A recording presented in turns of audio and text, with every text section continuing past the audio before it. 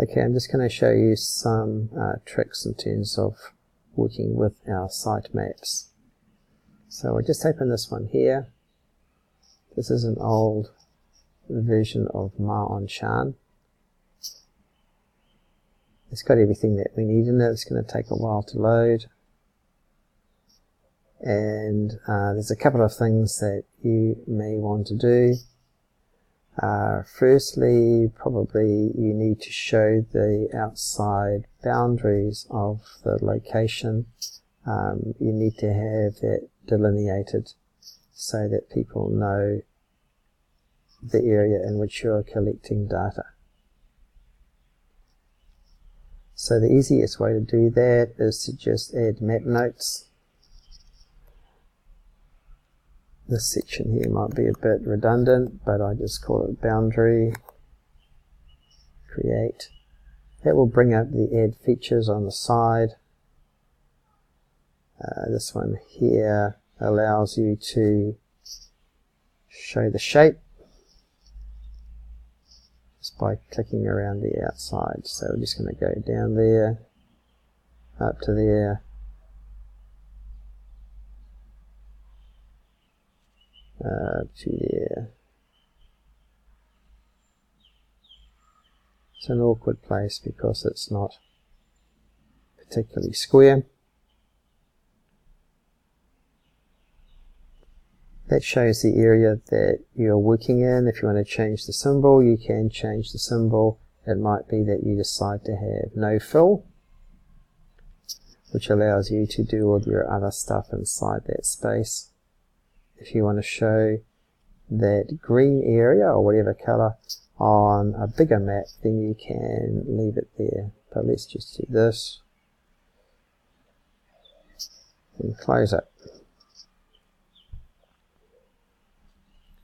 Click out of that and you can see that that's been maintained there. If you want to save that, then you go to save and save that shape.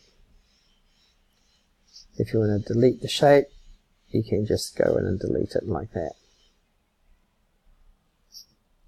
Another thing that you might want to do is to add the location where you collected data. So in this case, we can put in a push pin. This is a push pin or a stick pin, doesn't really matter, across here. And you're going to go across to where we did that. This corner here. Click on that. I want to change the symbol. If you wish to something that is more clear to see, or its size, if you want to make it slightly bigger, you can either drag it along here. So I'm going to make a nice big symbol there, close it. There we have our data collection site. If you want to label it, you can go to text, click next to that, and type in data collection site. And there's a typo in there. Who would have thought? Okay, save it, it's done. With the oops, too late. So with that text, then that doesn't change size or shape if you're scrolling in or out in terms of the scale. So you can use that for a map of whether size or scale that you want. Okay, let's just go back without saving that and reload it.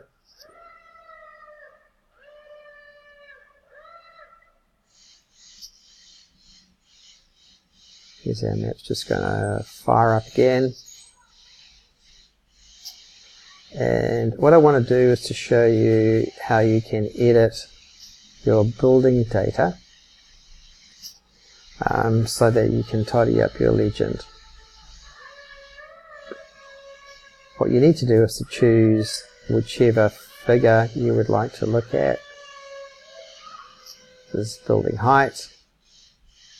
You get a range of options. That's a bit of a nightmare. I'm going to choose unique symbols, which will give you the 4 classes. Be bold, say yes.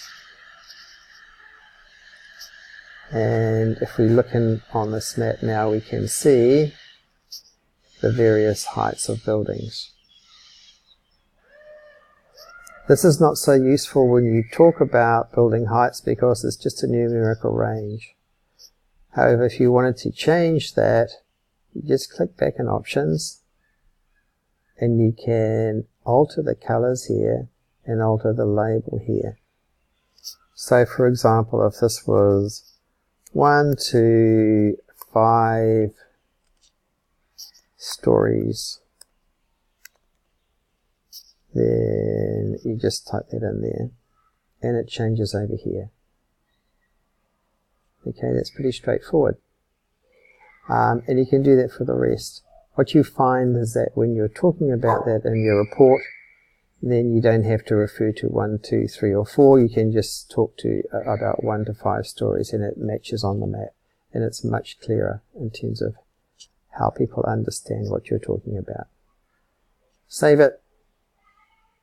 Print it with a legend. And it'll record on the side the legend like that. I think that's enough.